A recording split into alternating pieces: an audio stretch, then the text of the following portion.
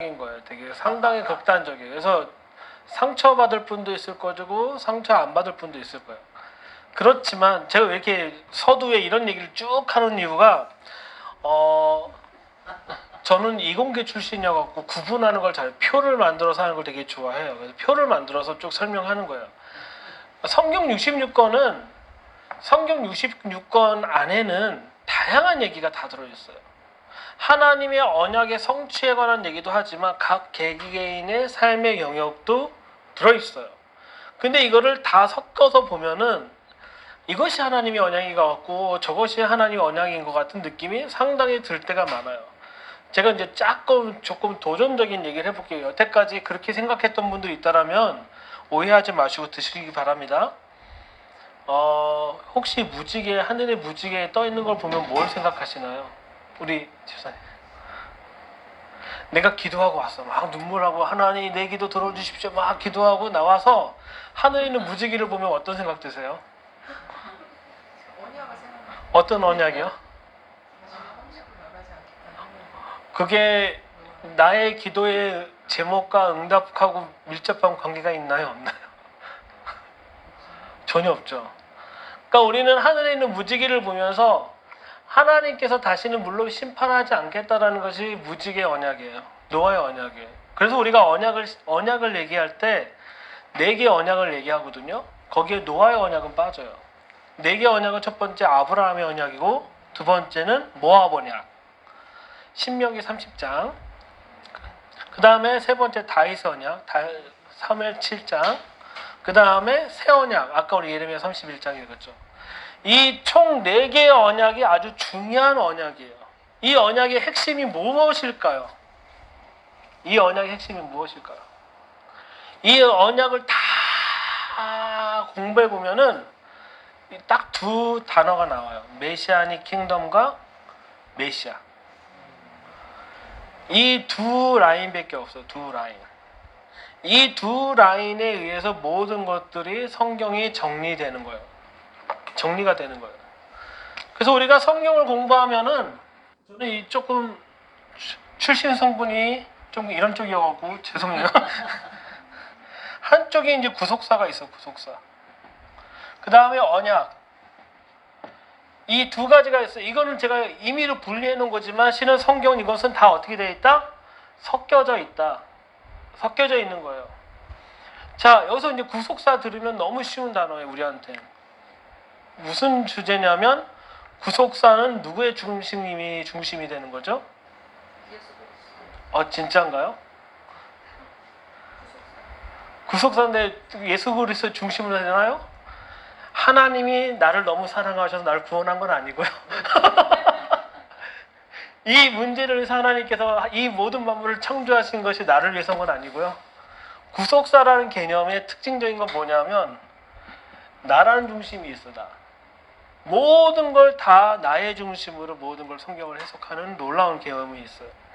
나쁜 거 아니에요. 제가 분명히 전제했어요. 이거는 다 같이 함께 있다, 섞여 있다고 얘기했어요. 근데 이 언약에 관한 것들은 중심이 누구냐면 하나님이에요. 하나님이에요. 하나님인데 중요한 건 이 구속사의 특징적인 게 뭐냐면 항상 뭐가 붙냐면 조건이 붙어요. 조건.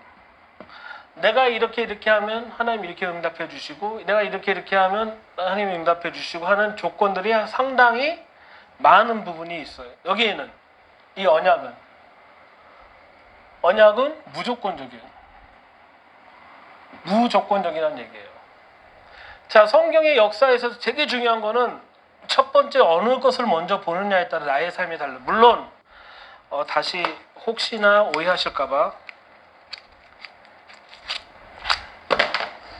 이거는 같이 이렇게 묶여 있는 거예요. 떨어져 있는 게 아니에요. 그러니까 구속사라는 개념을 보면 일반적인 교회 보편적인 성도들, 여기는 다 프로잖아요. 프로. 그렇죠? 하이레벨 프로 있으니까 여기 분들을 얘기하는 게 아니라 보편적으로 성도분들이 얘기하는 거는 구속사라는 거는 나로 중심으로 인해 하나님께서 어떤 일을 행하셨냐를 얘기할 때 포커스가 이 구속사에 관한 얘기를 하고 있는 거예요.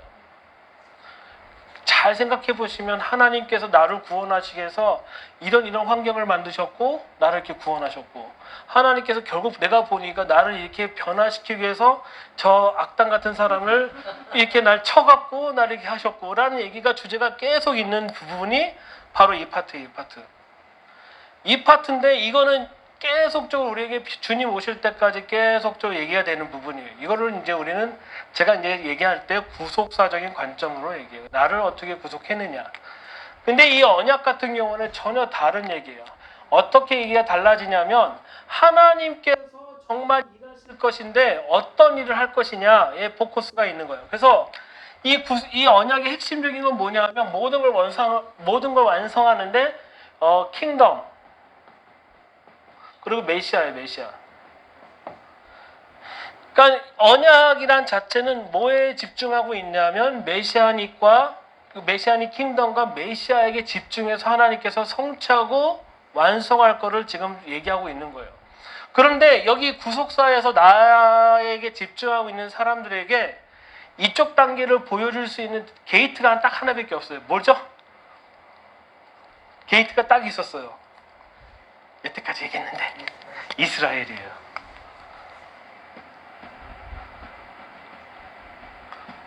이스라엘이에요. 이스라엘. 그래서 우리가 구속사, 나 중심에서 처음으로 내 주제가 아니라 하나님의 주제를 넘어간 사건이 바로 이스라엘을 받아들이는 사건. 그 이스라엘을 받아보니까 이제부터 하나님의 킹덤에 대해서 이해되는 사건.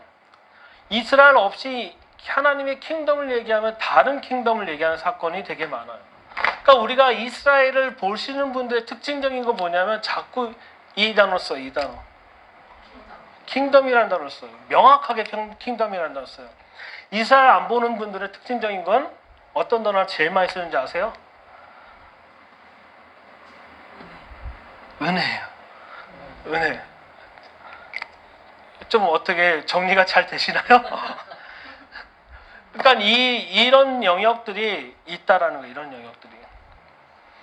그러면 다시 요한복음 1장으로 돌아갔을 때, 말씀이 육신이 돼서 오신 예수님이 어느 중심으로 오셨을 거라 생각하십니까? 네? 다긴 한데 이 언약 중심으로 오신 거예요. 그러니까 우리 안에 이 언약이 이미 심겨진 거예요.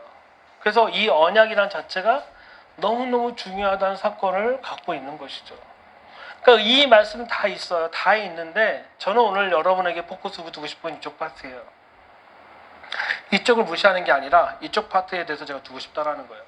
우리는 싸움이 필요하고 은혜를 받을 필요가 있고, 왜냐하면 사람이에요. 우리는 불완전한 사람이기 때문에 하나님의 전적인 은혜가 필요하고, 그분의 인도하심과 그분의 견인과 모든 것이 필요하지만, 이걸로만 사는 것이 아니라 이스라엘을 통해서 하나님의 킹덤의 실제에 대해서 우리가 바라보는 것이 중요한 거예요. 우리 최 권사님이 너무 이제 이스라엘 얘기했다가 그냥 팍 막혔잖아요. 왜 그럴까요? 이분들은 여기밖에 살 수가 없으니까.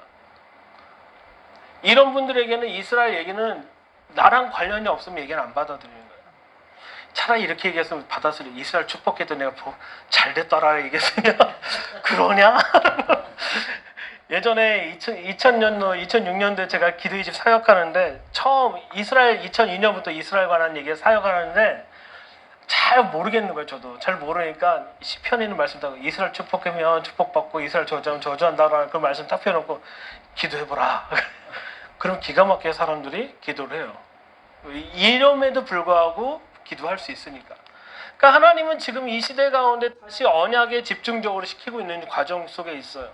이 언약을 통해서 하나님의 킹덤과 메시아를 볼 수밖에 없어요. 그런데 중요한 거는, 많은 사람들이 킹덤을 얘기하지만 이스라엘 없이 얘기하면은 다른 데로 갈 수밖에 없다라는 거예요. 왜 그럴까요? 이 언약의 실체를 담아낸 그릇, 제가 몇 번 반복하지만 그 그릇을 어디 선택하신 거예요? 이스라엘 선택하신 거예요. 이스라엘을 보지 않는 사람, 이스라엘을 품지 않는 사람, 이스라엘이라는 것을 이해하지 못하는 사람, 킹덤 얘기하면 어디 걸 얘기하냐면 여기 걸 얘기하는 거예요. 다시 얘기해 볼게요. 이스라엘 알지 못하고, 이스라엘 보지도 못하고, 이스라엘 대해서 잘 이해가 안 되는 분이 킹덤이라는 정확한 그림을 설명할 수가 없다요. 하나님은 이 시대에 왜 이스라엘을 설명하는 이유는 뭐냐면 그분의 킹덤에 관한 것을 얘기하고 있는 거예요. 이 킹덤을 얘기하는데 하나님은 반드시 이스라엘의 샘플을 가지고 설명할 수밖에 없는 거죠. 그러니까 우리가 이 마지막 때에 살아가면 살아갈수록 이스라엘이라는 주제는 중요해지고 이것보다 더 중요해진 것이 바로 언약인데 이 언약의 실체가 지금 어디 있다라고 제가 다시 아까 전에 얘기했나요? 우리 안에 있다라고 얘기했잖아요. 우리 안에. 그 영이 어디? 우리 안에 있다고 그랬죠. 안 믿기시죠 또? 그러면 성경을 보면 믿겨질 거예요. 이사야서 56장.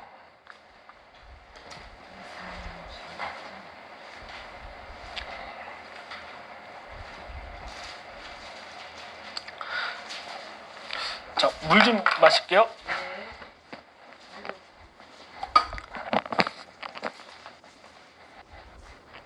가족끼리는 다 괜찮아요.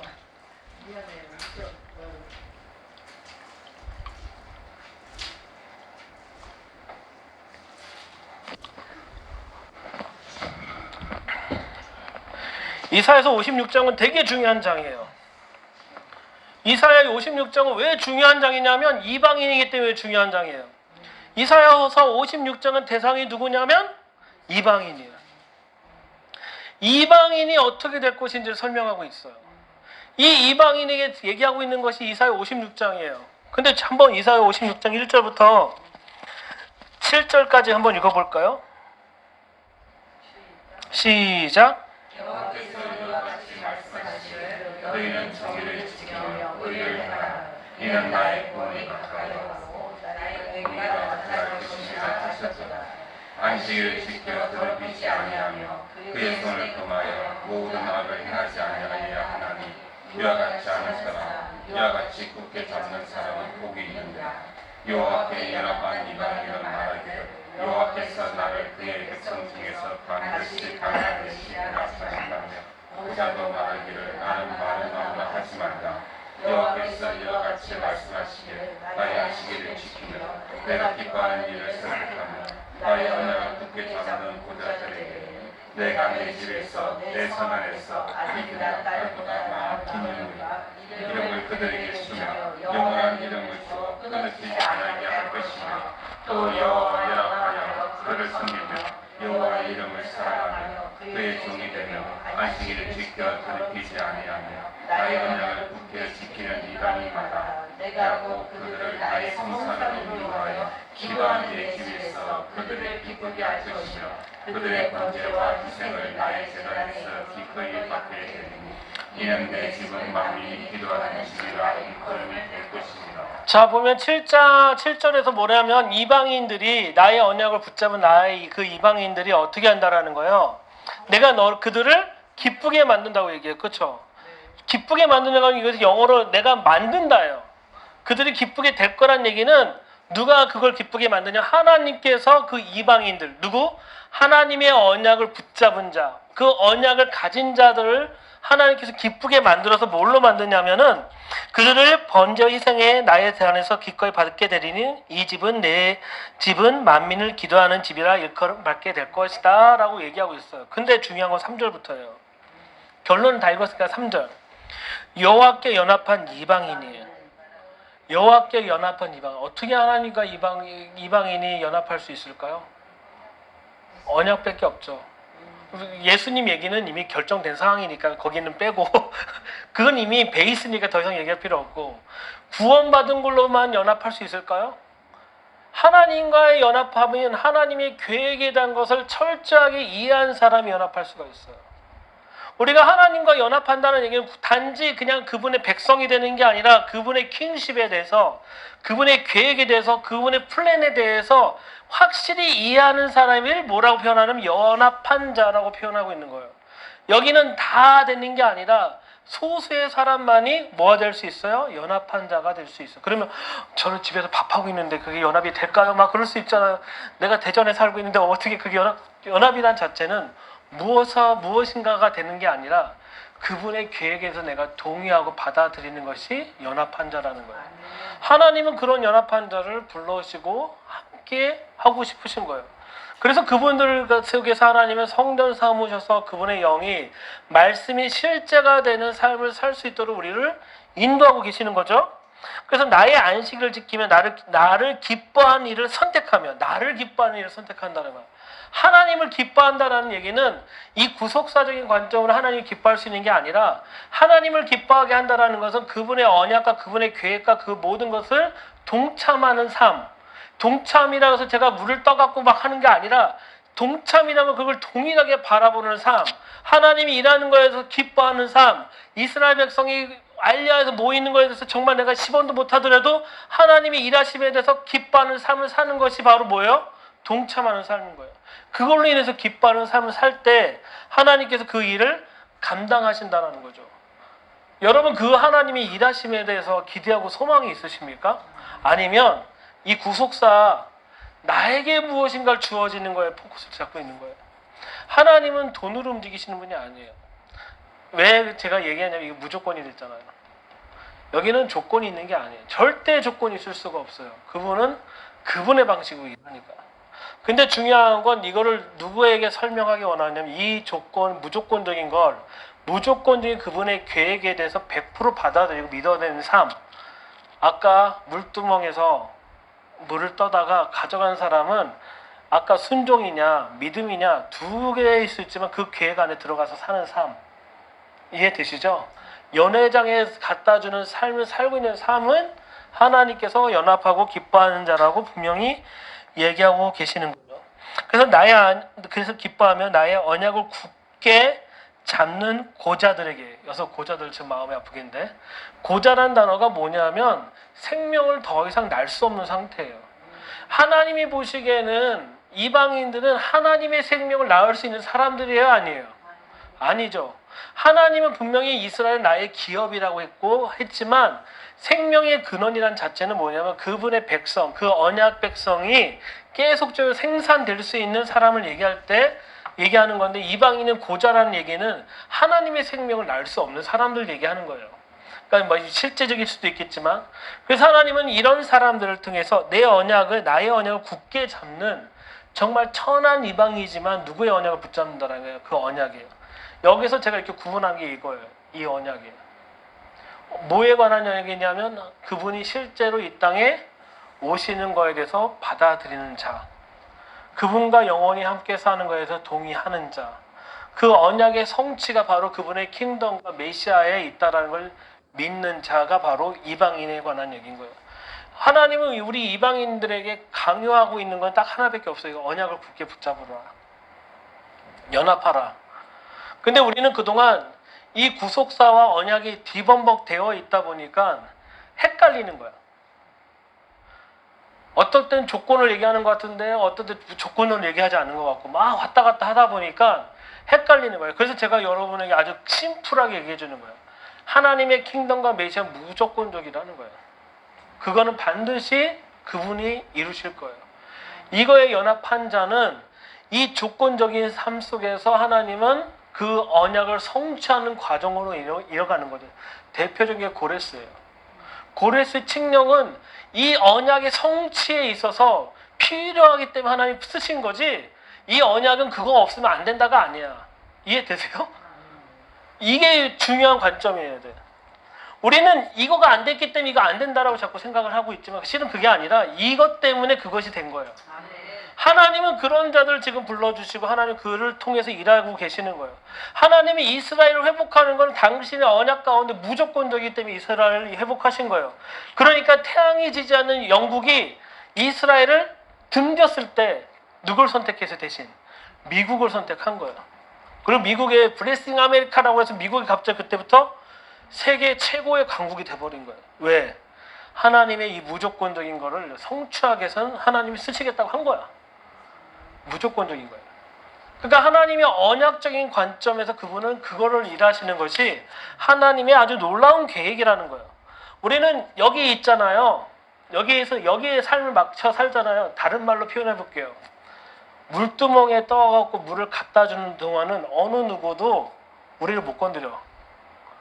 물이 포도주가 변할 때까지 갖다 주는 동안 어떤 하인도 이 하인한테 너 그거 하지 뭐 딴 거 하라고 할 수 있을까요? 못 할까요? 못해. 가장 중요한 일이니까. 성취에 관한 얘기니까. 물두멍에 물을 채우는 건 다 할 수 있어. 제가 이렇게 얘기하는 건 다 할 수 있어. 하다가 딴 일도 하고 뭐 할 수 있지만 정말 중요한 이 무조건적인 일을 해야 될 때는 어느 누구도 건들 수 없다요. 이게 놀라운데 중요한 건 이사야서 53장, 이 56장을 통해서 이방인의 콜링에 관한 얘기를 지금 하고 있는 거예요. 그래서 5절, 내가 내 집에서 내 성 안에서 자녀보다 나은 기념물과 이름을 주며 영원한 이름을 주어 끊이지 않겠다. 누구에게? 이방인에게. 6절 한번 읽어볼까요? 시작. 그와 이름을 사랑하며 그의 종이 되며 안식일을 지켜 더럽히지 아니하며 나의 언약을 굳게 지키는 이방인 같다. 자, 보면은 4절에서도 언약에 관한 얘기하고 6절에서 언약에 관한 계속 뭘 붙잡으라고 얘기해요? 언약을 붙잡으라고 얘기하고 있어요. 언약을 지금 붙잡으라고 지금 계속적으로 강요하고 계시고 얘기하고 계시는 거예요. 여러분 언약을 붙잡고 계세요? 언약의 실제에 대해서 붙잡고 계세요? 근데 제가 전제를 다시 드렸잖아요. 우리는 몸을 성전 삼으셔서 그분의 말씀이 있어요. 제가 아까까지 여기까지만 얘기한 거예요. 실은 그분의 언약이 우리 안에 있다요. 있는데 성령님은 그 언약을 기억나게 하고 싶고 그 언약이 실제되는 걸 계속 우리에게 보여주고 싶은데 이 구속사적인 나 중심 있는 사람에게는 설명을 못하는 거예요. 다 뭘로 바꿔요? 나로 바꾸는 거예요. 그래서 이스라엘을 뭘로 바꿨어요? 죄송한 얘기지만 교회로 바꿨잖아요.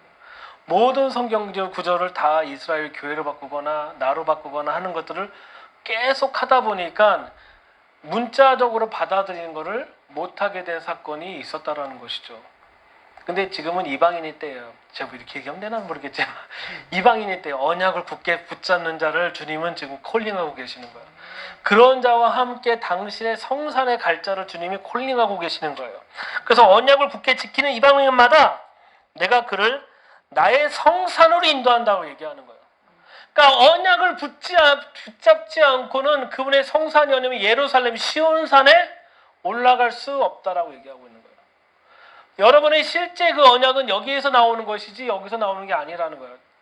여러분의 삶에 있어서 근간이 어디 있습니까? 예수님 믿는 거 빼고 지금 기본이잖아요. 이거는 더 이상 그 얘기 하지 말고 우리의 삶의 근간은 이스라엘을 품었으면 이스라엘 관한 것이 알고 있다면 하나님의 언약이 성취되는 것이 언제부터는 우리의 삶의 중심이 되고 근간이 되어야지 이제부터 하나님과 뭐 할 수 있냐 연합할 수 있는 그 관계 속에서 그분의 성산, 다른 말로 최종적인 스테이지, 다른 말로 그 종이 물을 떠다가 연회장에 갖다 주는 최종적인 발걸음까지 갈 수 있는 것이 하나님이 지금 우리에게 하고 있는 놀라운 계획이라는 것입니다.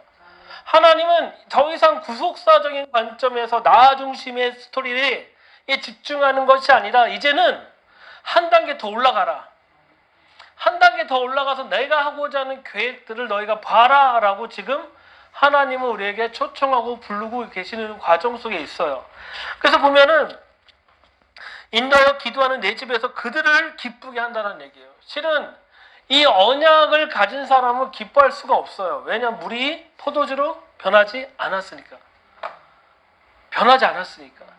늘 고민이 아직까지 연회장이신 하나님께 예수님께 아직도 갖다 주는 과정인데 변하지 않으니까 기뻐할 수 없지만 그분이 우리를 기쁘게 만든다라는 거예요. 이 언약의 실제는 누가 성취하는 거예요? 아까 제가 무조건적인 언약으로 하나님께서 그리고 예수님께서 메시아이신 왕 중의 왕이신 예수님께서 재림하심으로 모든 것을 완성하고 성취하는 거예요. 그때 물이 포도주로 변하는 거예요.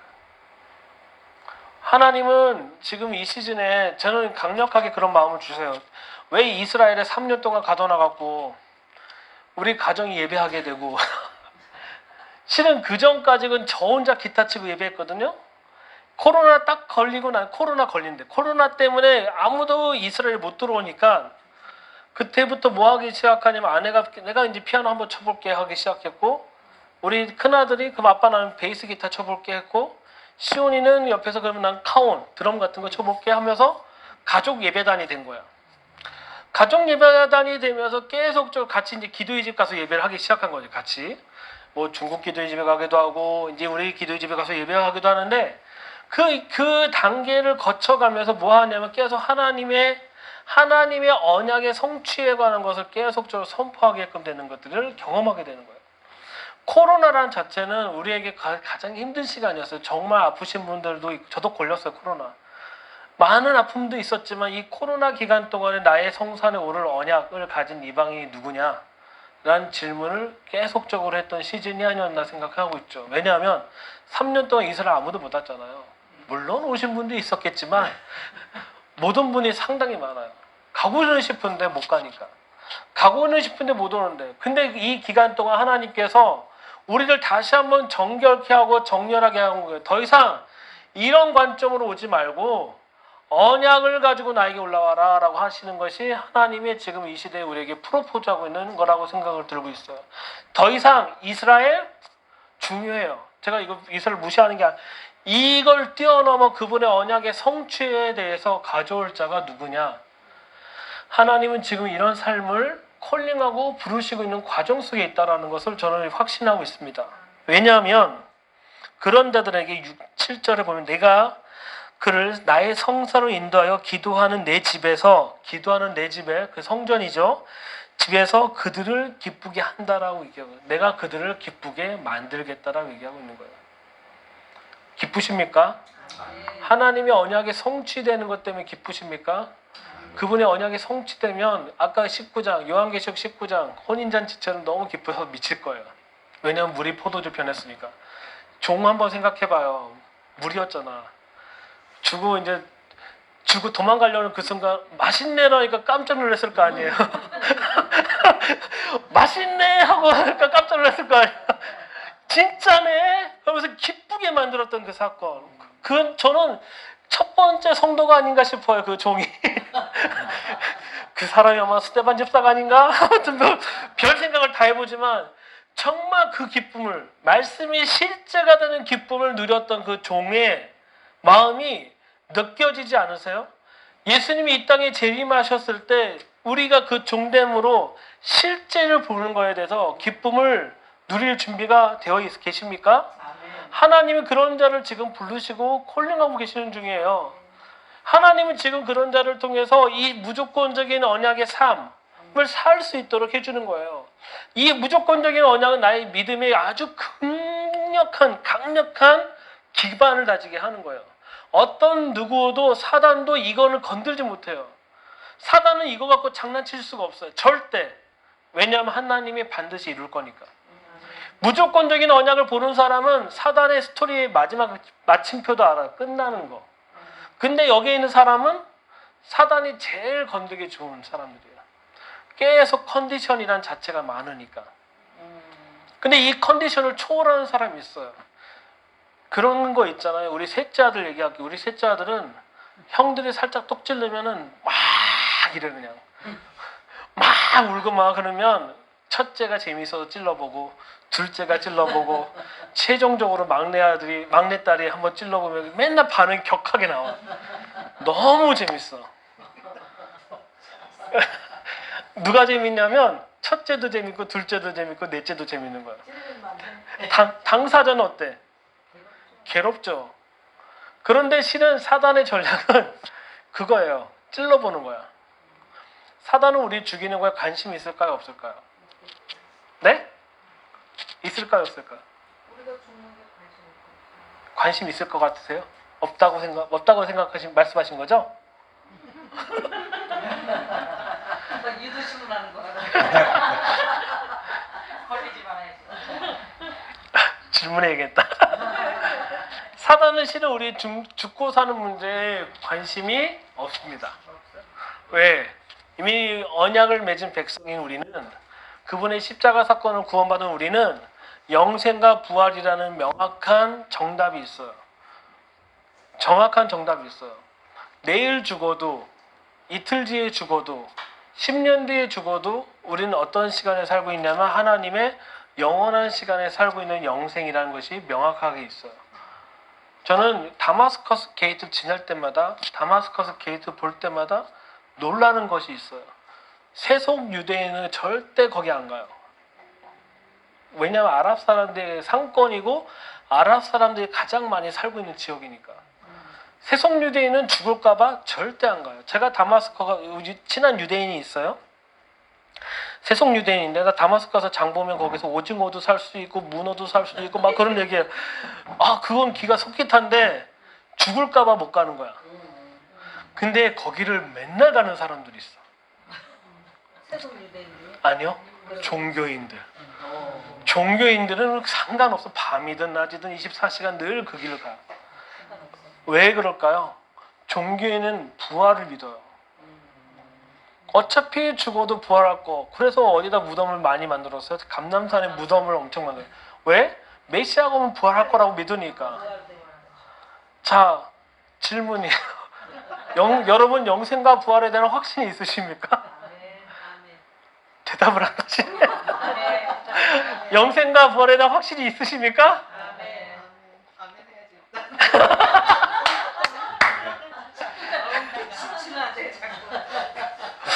영생과 부활에 대한 확신이 있으면 이 확신이 얼마나 무서운 거냐면 사단은 그때부터 그 사람을 건들 수가 없어요.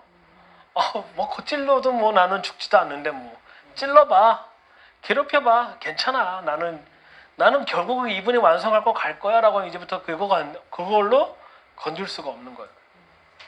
근데 사단은 계속적으로 우리의 생각 삶에 관한 걸로 계속적으로 도전하고 괴롭히니까 우리가 뭘 못 보냐? 그 작전이 뭐냐면 킹덤과 메시아를 못 보는 거예요. 다른 말로 킹덤. 김병민 목사님 맨날 킹덤 얘기해도 여기 딱 있으면 못 벗어나는 거야. 잠깐만요. 내 생이 먼저 중요하니까 내 먹고 사는 문제 해결하고 그 다음 킹덤 가겠습니다. 내 거 문제 해결하고 그 다음 킹덤 하겠습니다라고 얘기하는 게 우리가 했던 패턴이야. 근데 저는 이게 보면은 영생과 부활의 확신이 있으면 내 거 문제 해결하고가 아니라 다이렉트로 갈 수 있어야 되는데 이 부분이 너무 약했던 거죠. 저는 여러분에게 이거 다 몰라도 돼요. 여러분 확신해야 될 게 뭐냐면 영생과 부활에 대한 확신이 있으십니까? 진짜 있으십니까? 진짜 있으십니까? 영생과 부활에 확신이 있으면 사단은 그 사람을 더 이상 찔러볼 수가 없어요. 이 사람은 이제 초월한 사람이라고 하고 그다음부터 뭘 하기 시작하냐면 이 길을 걸어가는데 동역자를 못 만나게 하는 거죠. 외롭게 만드는 거죠. 제가 17년 동안 기도의 집 사역하면서 계속 느꼈던 것 중에 이 길을 같이 걸어갈 자가 누구인가. 제가 이제 좀 재밌는 얘기하면 저는 지금 현재 같이 사역하고 있는 김요셉 목사님이 있어요. 제가 이제 단언코 얘기했어요. 왜냐하면 그분하고 저는 10년 이상을 주로 뭐 할 때 만나냐면 먹을 때만 만나고 헤어졌어요. 고기 먹을 때만 만나고 그 이후엔 아무런 얘기 안 하고 이 고기는 맛있습니다 하고 헤어졌단 말이에요. 왜냐하면 괜히 사역 얘기했다가는 쫑날 것 같은 거예요. 관계가. 같이 고기를 먹을 수 있는 관계가 깨지면 두렵잖아요. 두려운데 어느 날 그분하고 얘기하는데 이거에 대한 것이 정확하게 있는 거야. 언약에 관한 것들이. 그래서 처음으로 이제 제가 그분과 같이 이제 사역하게 된 결정적인 사건이 거기 있어요. 우리는 계속 이 킹덤 패러다임에 대해서 킹덤에 대해서 하트를 가진 자를 계속 하나님은 만나게 하는 과정 속에 있어요. 근데 제가 깨달은 건 기도의 집은 24시간 기도하는 게 아니라 이 킹덤 패러다임을 얘기하는 것이구나.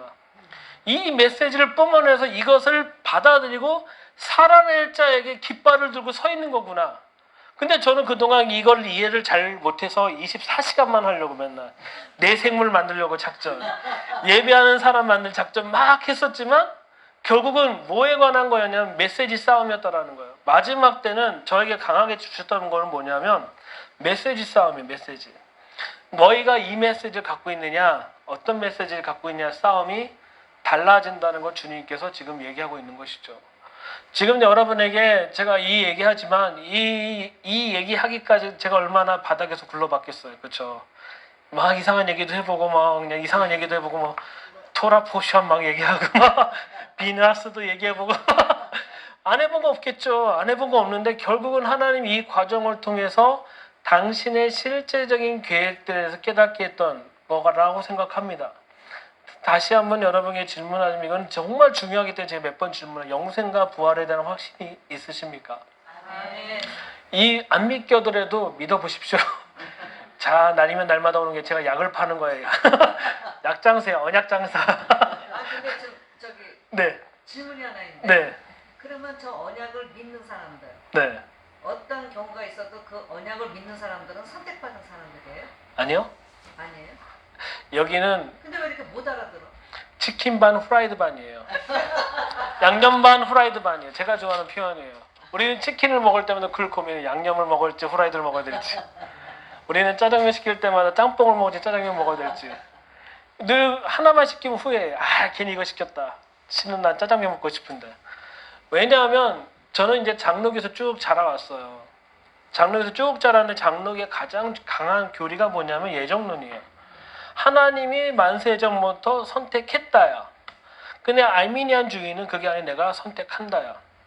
근데 이것이 두 개가 공존하고 있어요. 대표적인 예를 들면 우리 어머님이 교회를 안 다니신 분이에요. 안 다니셨어요, 옛날에.